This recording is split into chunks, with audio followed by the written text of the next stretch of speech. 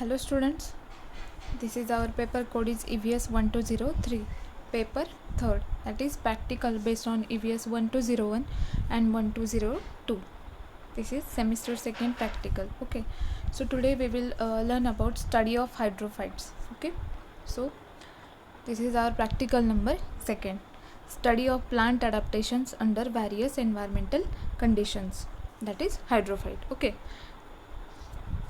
so this is our aim. And firstly, introduction.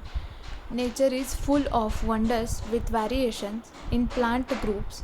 These variations are due to exposure of plants to varied environmental conditions. Such conditions from different habitats. For survival, living organisms interact with environment. As a result, they undergo a change in their morphology, anatomy, physiology, reproductive structure, and behavior. Such changes makes plant capable to flourish well.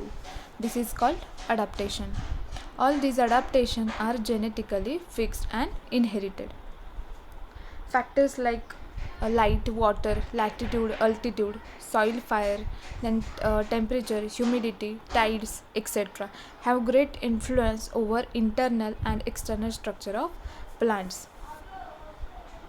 Okay, so हे जे पण हे वेगवेगळ्या environmental ज्या conditions आहेत, light असेल, water असेल, soil fire, temperature असेल, ह्युमिडिटी असेल, तर ह्या सगळ्याचा जो पण ओव्हरऑल जो इम्पॅक्ट आहे तो प्लांटवर पडत असतो. इंटरनली असेल किंवा एक्सटर्नली असेल. ओके, त्या थ्रू जे प्लांट्स आहेत तर ते स्वतःला त्या कंडिशनला अडॅप्ट करून घेत असतात. Okay, so definition of hydrophytes. So hydrophytes are plants growing in water or soil saturated with water. So हे जे हायड्रोफाइट प्लांट्स आहेत तर ते कुठे असतात, तर ते पाण्यामध्ये येतात. Okay, so hydrophytes are classified as there are main 6 types of hydrophytes. Their classification. Okay, so first one is free floating hydrophyte, then second one is floating but rooted hydrophyte, third one is submerged but not rooted hydrophytes, fourth submerged and rooted hydrophyte, then fifth amphibious hydrophytes, and sixth emergent rooted hydrophyte. Okay, so first free floating hydrophyte means plant of this group remain free floating on the surface of the water. They remain in contact with water and air but not soil. हे जे free floating हायड्रोफाइट आहेत तर ते फक्त पाण्यावर float करत असतात किंवा तरंगत असतात. ओके, तर त्याचा जो कॉन्टॅक्ट आहे तर तो वॉटरशी असतो आणि एअरशी, पण सॉईलशी त्या प्लांटचा काही कॉन्टॅक्ट येत नाही. Okay, then second one is floating but rooted hydrophyte. So these hydrophytes are rooted in the mud but their leaves and flowering shoots float on the water surface.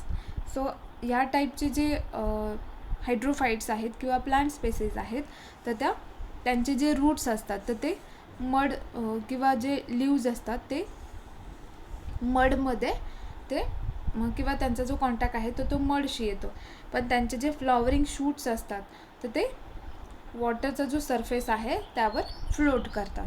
Right, then third one is submerge but not rooted hydrophyte. These are also called suspended hydrophytes. These are the plant in contact with only water, being completely submerged and not rooted in the mud. Their stems are long and leaves generally small. So हे जे submerge पण not rooted जे हायड्रोफाइट्स आहेत so ते पण पाण्यावरती किंवा त्याचा फक्त कॉन्टॅक्ट फक्त पाण्याशी असतो. ओके, तर त्याला रूट्स अवेलेबल नसतात. This type of plant their stems are long and leave generally small. Okay, त्यांचं जे स्टेम असतं ते लॉंग असतं आणि लीव जे असतात ते स्मॉल असतात. Okay, then fourth one is submerged and rooted hydrophytes. These are hydrophytes like hydrilla, then which remains completely submerged in water and rooted in soil. So submerged and rooted जे hydrophytes आहेत तर हे जे plant species आहेत ते submerge असतात in water आणि त्याचे जे रूट असतात ते सॉईलमध्ये डीप असतात. Okay. Then fifth one is amphibious hydrophyte. Such plants grow up in shallow water. Okay. Their roots, some portion of stem and leaves are submerged in water. हे जे amphibians हायड्रोफाइट्स आहेत तर ते शॅलो वॉटरमध्ये ग्रो होतात आणि त्यांचे जे रूट्स असतात किंवा पोर्शन असतो स्टेमचा थोडासा तर आणि त्याचे जे लीव्ज असतात they all are submerge in water. Okay. And then sixth one is emergent rooted hydrophyte. So emergent hydrophytes have well developed rhizomes so as to take root firmly to the ground and assimilate nutritive substances. The stem has a strong to that become flexible and elastic toward the top. So emergent rooted जे पण हायड्रोफाइट आहेत तर ते वॉटरमध्ये तर आहेत पण त्याचे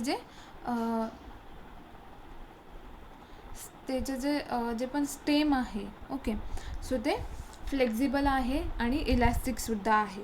okay. Then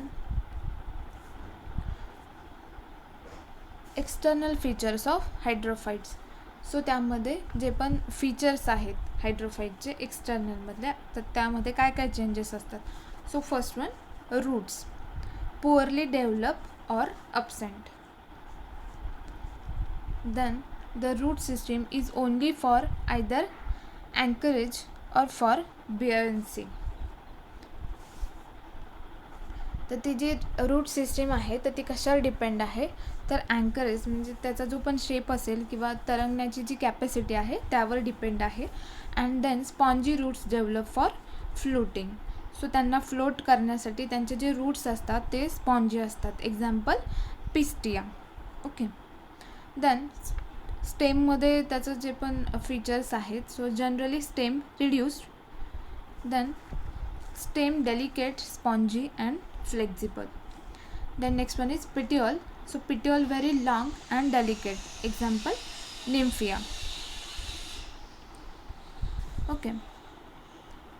Nymphaea means lotus. Example. Then petiole very long and delicate. Example त्याचा आपण निम्फिया बघितला. Then bulbous petiole in Eichhornia for floating on water surface. Eichhornia bulbous petiole in Eichhornia means ज्या पण जलपर्णी आहेत. ओके. सो त्या कशावर float करतात तर वॉटरवरती. Then leaves. The leaves variously dissected in submerge plant. Example Hydrilla. Then the surface of floating leaves with waxy coating in Nymphia or with leaf hairs as in Salvinia. So त्याचे जे हायड्रिलाचं जे example आहे त्यामध्ये जे पण leaves आहेत तर ते डिसेक्टेड आहेत मीन्स सेपरेटेड आहेत. ओके.